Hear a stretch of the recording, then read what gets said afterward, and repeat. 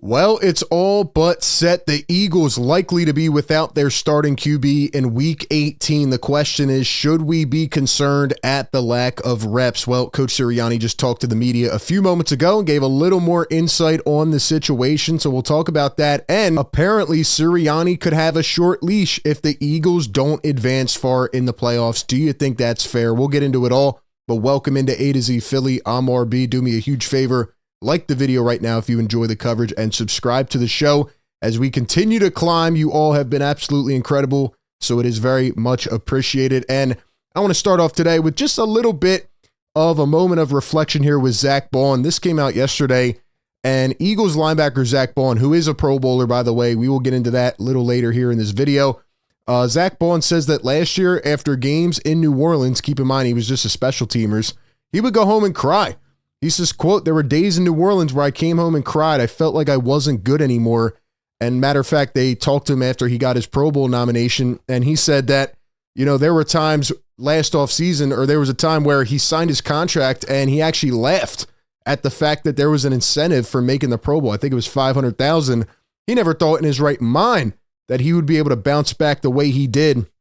And I think it just goes to show, man, like all of us go through, tough moments in life, and that adversity, right? When that hits and you bounce back, I mean, there's nothing more rewarding than that. So just an incredible story, man. Very happy for this guy. He is playing some of his best football.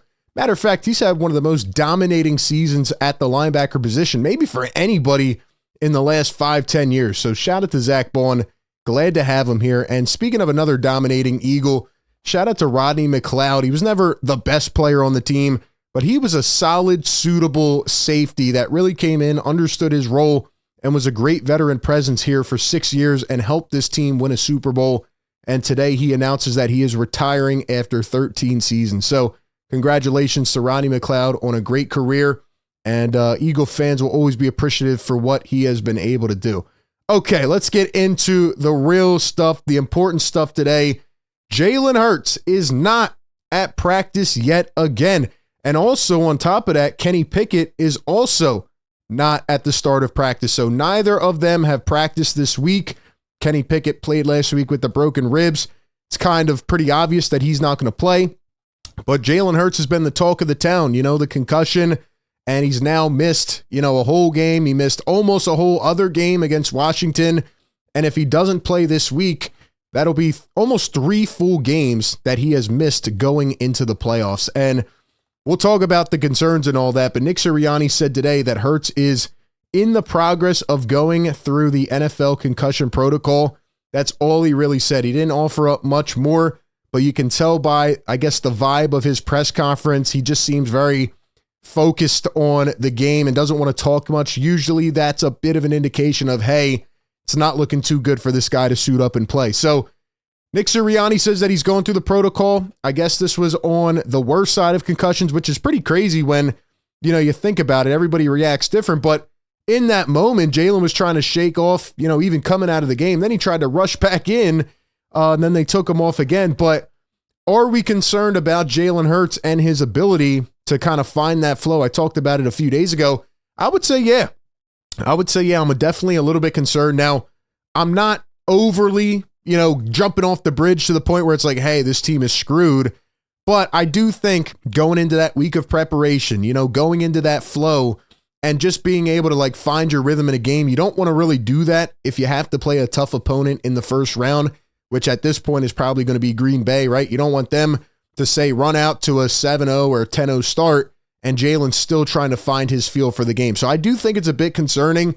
But as long as he gets to practice this next coming week after the Giants game, and maybe it was really a blessing in disguise that they got this, I guess, semi-bye week that they've created themselves.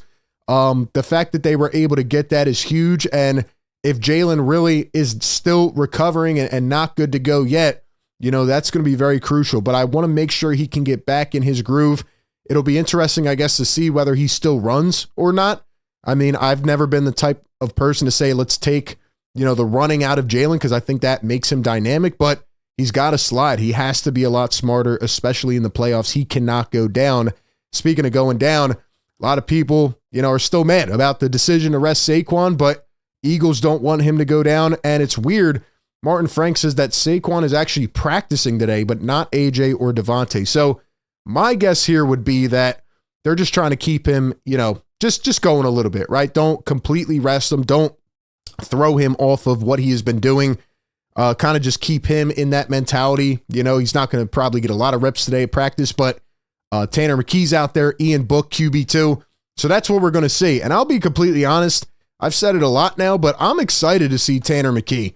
Sure, I want Jalen in there. I wish, best case scenario, he could play a couple drives, but Tanner McKee is going to light up the New York Giants, and I'm telling you right now, be prepared, because if he plays really well again, just like he did last week coming in, 2 touchdowns on 4 pass attempts, he is going to be the QB2 of the future, right? Howie Roseman, the quarterback factory, doesn't matter.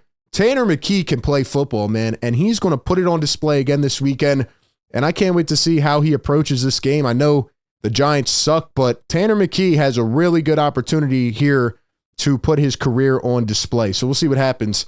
Now I want to flip to the defense for 1 second before we talk about the Pro Bowlers, because Brendan Deeg put this out on Twitter today, and this is just remarkable.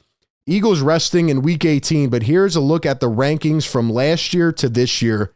We remember how everything just crumpled and folded inwards last year and imploded. But look at the defensive statistics, 26 yards per game, 28th in DVOA, 29th in EPA per play, 30th in points per game. They essentially had no pass rush at the end of last season, and, they were getting exposed by some of these really, really bad teams. And look at the comparison to this year. First in DVOA, first in passing yards per game allowed, first in yards per game allowed, first in EPA per play, third in EPA per rush, third in points per game. Just a masterful, masterful performance by Vic Fangio. What he's been able to do, come in here, instill some of those hardcore traditional principles, get these guys up to play. Yeah, they made some changes. Yeah, he's got some young blood in here, which has been great. But a lot of these guys were here last year, and they remember how that felt. They'll never forget it. So for him to come in here and completely change the narrative and change the mindset of this team has been wonderful. And I think, if they can go all the way, it's going to be in huge part due to this defense, and I think they're better than 22. I really do, and I think they're going to come out here and play very well in the coming weeks heading into the playoffs. So let's go ahead and talk about the Pro Bowl. 6 guys named to the Pro Bowl, and I've learned to not really get too aggravated by this because, again, a lot of it is a popularity contest, which players are more favorable, with the media or with the fans. But the Eagles did get 6. I think they were 3rd on the list. I think the Ravens and Lions had more. But Saquon, Zack Baun, Jalen Carter, Landon Dickerson, Lane Johnson, and Cam Jurgens all became starters. First alternates are AJ, Jordan Mailata, Quinyon, and Josh Sweat. If I had to give my personal take on this, I think Jordan Mailata was by far the biggest snub. But you look at Cam Jurgens and you look at Landon Dickerson and you look at Jalen Carter and what these guys are able to do as young, essential core pieces, being able to make the Pro Bowl this early. It just sets up a really, really promising future, and that's credit to Howie Roseman. But Peter Schrager here puts it best. He says the biggest storyline all summer was how the Eagles would handle the retirements of Fletch and Jason Kelsey, and their replacements, Jalen Carter and Cam Jurgens, were announced as Pro Bowl selections for the first time in their career. So, like I said, the Eagles always had that philosophy, build with the trenches. Their assistant coaches, their position coaches have been amazing at their jobs, especially Jeff Stoutland. But for these guys to come in and fill the void just like that immediately, that's why they drafted and invested in these guys. We knew they were top prospects, but to already be in the Pro Bowl, that's a big accomplishment. Like I said, I think Mailata was the biggest snub, even though he didn't play all the games. He was first among all active players graded on PFF, and he's the only O tackle with a 90-plus grade in both pass blocking and run blocking. So Mailata still hasn't made the Pro Bowl. I think he got snubbed. Even his teammates talked about it pretty heavily yesterday, but I'm glad they all have each other's backs. And, Mailata will get there one day. It sucks it wasn't this year. AJ probably was very close. Even Quinyon, I hope this doesn't hurt him in the Defensive Rookie of the Year convos, but we'll see how that plays out. Lastly, Nick Sirianni could lose his job if the Eagles lose in the first round. I don't understand why Jeremy Fowler even put some crap out like this. It's just kind of annoying, but even if this report gets in front of some of the players, hopefully they kind of rally around it and they say, yeah, man, we got Nick's back. This is not a repeat of last year. We're not going to go down the drain. and they go out there ready, on their toes, fresh after this kind of, semi-bye week, and they just go dominate, right? Because I don't think this is fair at all. I think Nick has obviously one of the best records over his first 4 years. He's only the 6th coach all time to make the playoffs in his first 4 years. He's done a hell of a job, man. He's turned it around. He really has the respect of these players, and he's doing a hell of a job right now, just being locked in, keeping everybody eyes on the prize. Obviously made the tough decision this week. He's starting to really understand the ins and outs of making those decisions, not getting caught up in the media aspect and letting his emotions fly everywhere. He's done a really, really good job since week 5, and got to give him credit. So I don't think this should be put out right now. I think you just got to focus week by week, and the players have his back. So we'll see what happens, but give me all your thoughts down below. As always, appreciate everybody for tapping in. Are you concerned or not about Jalen Hurts potentially not playing? Give me your thoughts, and I will catch y'all on the next one. Discover BetMGM Casino and leap into a world filled with all your favorite casino games. Plus exclusive ones you can't find anywhere else. And progressive jackpots that keep growing. All of it right at your fingertips. BetMGM Casino. Start your adventure today